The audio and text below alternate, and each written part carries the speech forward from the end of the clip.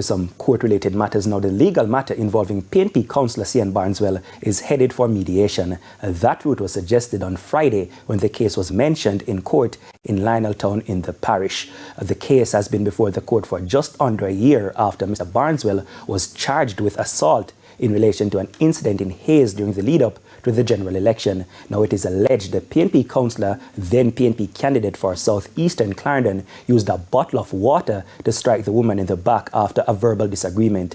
It is an allegation the political representative strongly denies. Michael Thomas Shorter is Mr. Barneswell's attorney. And agreed by all parties. So this, as it relates to mediation, we're hoping that some form of settlement might be reached, because this incident came up at the height of the political silly season, right? So I think tempers have cooled off, and mediation might just be successful. If not, the matter still remains on the trial list, and we're sure, without saying a bit more, that Mr. Barneswell at the end of the day will be leaving court smiling.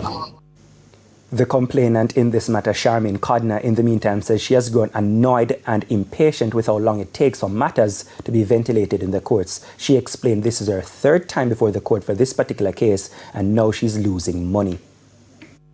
Because right now I have to let market to come, and I don't get to go to market to sell nothing. I go over Lioneltown Hospital the night, get medication, and come and collect medication the next morning.